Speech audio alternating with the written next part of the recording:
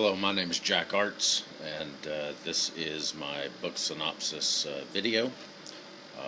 I did my book synopsis on Everything Changes, help for families of newly recovering addicts. This book is an excellent roadmap to follow for anyone who has any questions about what addiction is about, how it affects the person who is the addict, or how it affects the families who are involved with people who have substance use issues. The book was full of information and full of short stories about how addiction has affected people and their lives, and it also brought back memories to me personally, dealing with addiction and how hard it is to find abstinence. So the book was great. It had a bunch of different tips at the end of each chapter about tips with dealing with certain challenges. They had tips for dealing with special challenges of early recovery, tips for dealing with social and spiritual challenges of early recovery. In the book, it mentioned a lot about AA and how some people going through AA do not really get the feel of somebody's higher power and the use of God, and it's just it goes through how to deal with that and maybe change people's mind to deal with AA and start the 12-step program. It had tips for dealing with early recovery, what people should expect, how you should treat your loved ones while they are in early recovery. They had tips for dealing with a slip or relapse, which is, in the book says, a huge part of recovery. And it could take multiple times before anything sticks, and before recovery even starts to happen. I wrote in my paper about tips for physical and psychological challenges. I thought that was an important part to mention.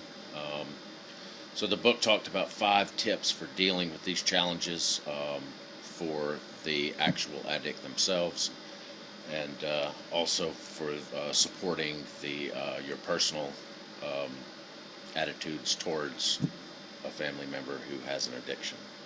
So supporting the addict, you have to respect the struggle.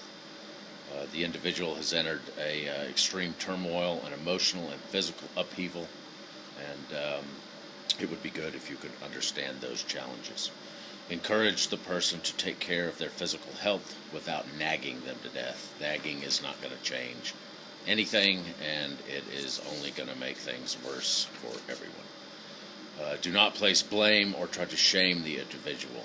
They know they have harmed themselves and the people who love them, and it is their burden to bear. Accept the person for who they are in the here and now of their journey. They have a long road to follow, and it's just going to take a long time for them to see what I think most people think they should see immediately. Keep things real. The individual does not have patience in dealing with difficult emotions. Before making a huge issue of something, ask yourself, is it really worth fighting over? And supporting yourself in dealing with the addicted individual. The main thing is you should find professional help. Dealing with an addicted individual causes enormous amounts of pain and suffering. Dealing with these emotions is easier with help. Take care of yourself. The stress of dealing with an addict can affect your physical well-being, and do whatever it takes to stay healthy. Do not accept abuse of any kind. Make sure your financial, physical, and emotional boundaries are very clear. Addicts will lie, steal, cheat, sell their body, harm whoever it takes to get their drug of choice, and they only care about getting high. They do not care about loved ones. Let forgiveness happen. Forgive the people who are addicted. Do not hold on to anger. Resentment damages relationships, and in the long run hurts your ability to enjoy life. Let go of what might have been. Regret is an energy drainer. Accept the things that currently are. By accepting these things, change can start to begin. So I did mention change a little bit, and in the book there are elements of change, and so when the addicted individual starts to change, there are 6 stages. There's a pre-contemplation stage, the contemplation stage, preparation stage, action stage, maintenance stage, and termination stage.